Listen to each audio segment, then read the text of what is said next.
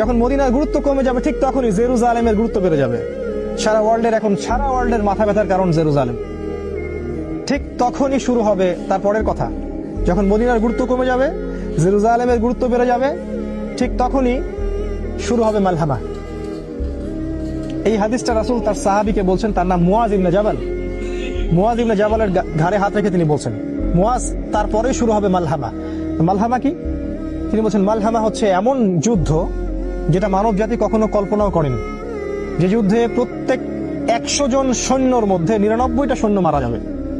যারা ন্যাটোতে আছে তারা যেন হাদিসটা ভালো করে শুনে নেয়, কারণ তারা খুব উৎসাহিত ফিল করছে আমরা রাশিয়ার সাথে নিউক্লিয়ার ওয়ারে যাব। তারা খুব ভালো করে যেন শুনে রাখে যে প্রত্যেক 100 জনের মধ্যে 99টা সৈন্য সেই যুদ্ধে মারা যাবে। তার মানে এই যুদ্ধটা কোনো কনভেনশনাল যুদ্ধ হবে না, এটা হবে নিউক্লিয়ার যুদ্ধ, যার ফলে এই পুরো বিশ্বের চেহারাটাই বদলে যাবে। হয়তো এতগুলো কান্ট্রি আর থাকবে না, মানুষের সংখ্যা অনেক কমে আসবে, আর যারা বেঁচে থাকবে ওরাও থাকবে হরিবল একটা দেশের, হরিবল একটা কান্ট্রির মধ্যে। তারা ফুড পাবে না, পানি পাবে না, ইলেকট্রিসিটি, টেকনোলজি কিছুই পাবে না। Everything will be destroyed.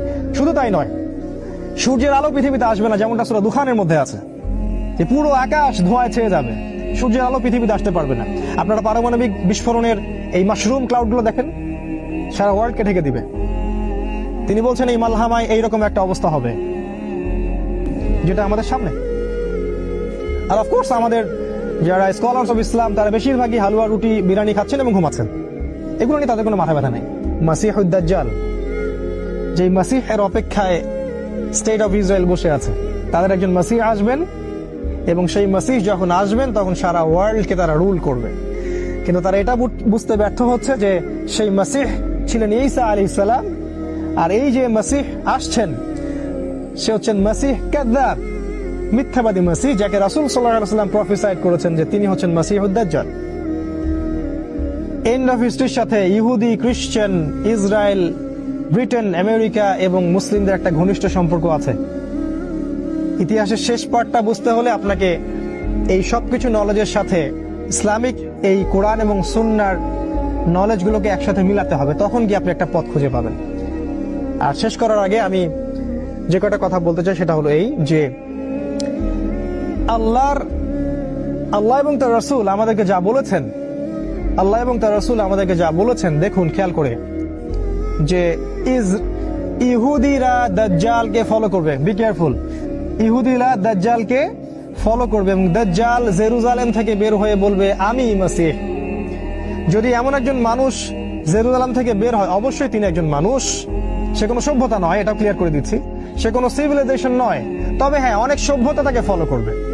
যারা ওয়ান আইড, এক চোখা, তারা তাকে ফলো করবে।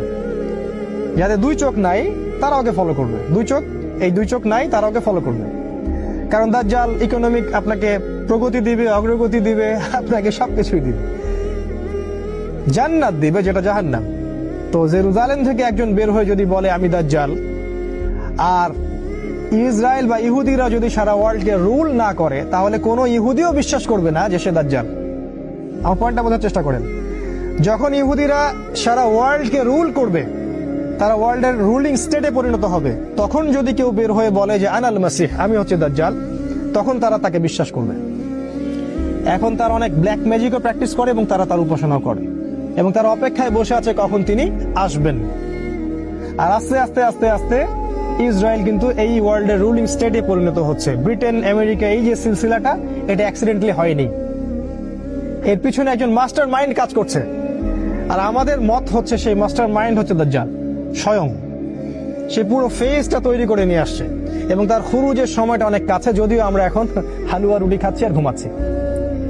নাও দেন, এখন আমাদের করণীয় কি? যে মালহামার কথা আমি বলেছি, সেই মালহামায় মুসলিমদের একজন নেতা থাকবেন। তিনি বের হবেন মদিনা থেকে, যাকে মক্কায় মানুষ ঘিরে ধরবে এবং তার হাতে বায়াত করবে, যাকে হাদিসে বলা হচ্ছে তিনি আল মাহদি, যার নাম মুহাম্মদ। এবং তিনি 8 বছর বা 9 বছর তিনি মুসলিমদেরকে রুল করবেন, খিলাফা স্টেট কায়েম করবেন। নট সৌদি আহলে সৌদের গভর্নমেন্ট নয়, তিনি খিলাফা স্টেট কায়েম করবেন। খিলাফা স্টেট কি আমি একটু আগে বলেছি, যেখানে আল্লাহর বিধান সুপ্রিম, আল্লাহর অথরিটি সুপ্রিম, যেখানে মানুষের ল চলে না। সেটা কেমন ইসলামিক স্টেট যেখানে খিলাফা নাই? আর খিলাফা স্টেটের অধীনে সমস্ত মানুষের অধিকার স্বতন্ত্র স্বাধীন। ইমামুল মাহদি যখন ইমার্জ করবেন তখন মুসলিমরা তার কাছে বায়াত করবেন। এখানে একটা কথা শুধু বলে রাখবো যে আল্লাহ রাসূল বলেছেন, যদি তোমরা তাকে চিনতে পারো, যখন কালো পতাকাধারীরা সেখানে যেতে থাকবে, অফকোর্স কালো পতাকা মানে আইএস নয়, এটা ভুল বুঝবেন না। কালো পতাকাধারীরা যখন তার পিছু নিবে তখন বরফে স্ক্রল করে হলেও তোমরা তার সাথে যোগ দিও। ফানি'মাল আমিরু আমিরুহা, কত উত্তম আমির সেই আমির। ফানি'মাল জাইশুহা, কত উত্তম সেনাবাহিনী সেই সেনাবাহিনী। এই সেনাবাহিনী ইমামুল মাহদির সাথে কনস্টান্টিনোপল বিজয় করবেন। ইমামুল মাহদিকে আক্রমণ করার জন্য সিরিয়া থেকে একটা দল আসবে, সেই দলকে আল্লাহ পাক বাইদা নামক জায়গা মক্কা মদিনার মাঝখানে ধসিয়ে দিবেন। এটাই হচ্ছে বিগেস্ট সাইন যে তিনি হচ্ছেন আল মাহদি। এটা হতে থাকবে তখন যখন ইসরায়েল এই ওয়ার্ল্ডের রুলিং স্টেট, তার পাশাপাশি এটা হতে থাকবে এবং একটা পর্যায়ে যখন তাদের সাথে আমাদের ডিফিট হবে, কারণ আল্লাহ রাসূল বলেছেন লা তুকাতিলুনাল ইয়াহুদ, তোমরা অবশ্যই ইহুদিদের সাথে যুদ্ধ করবে। এই হাদিসটা যে বলতে সাহস পায় সেই স্কলার, এই হাদিসটা যে জনসমক্ষে বলতে সাহস করে সেই স্কলার। যাদের এই হাদিসগুলো বলার সাহস নাই তার স্কলার নয়। এই সত্য হাদিসগুলো যাদের বলার সাহস নাই তার স্কলার নয়। তিনি বলেছেন তোমরা অবশ্যই ইহুদিদের সাথে যুদ্ধ করবে, এবং একটা ইহুদি যদি পাথরের পিছনে লুকায়, সেই পাথর পর্যন্ত বলবে যে ইয়া মুসলিম ইন্না ওয়ারাইল ইয়াহুদ তাআলাউ ফাকতুলু, আসো আমার পিছনে ইহুদি আছে, ওকে আসো হত্যা করে যাও। তার মানে ওদের সাথে আমাদের যুদ্ধ হবেই হবে, কারণ এই কথা কে বলেছেন? রাসূল সাল্লাল্লাহু আলাইহি ওয়াসাল্লাম বলেছেন। তারপর যখন তারা আমাদেরকে ঘিরে ফেলবেন সিরিয়ায় ইহুদিরা, এবং তাদের লিড দিবে দাজ্জাল, দেন ঈসা আলাইহিস সালাম আকাশ থেকে নামবেন ফেরেশতার ডানায় ভর দিয়ে, এবং তাকে দেখে দাজ্জাল, তার হাতেই দাজ্জালের হত্যা নিহিত আছে। এরপর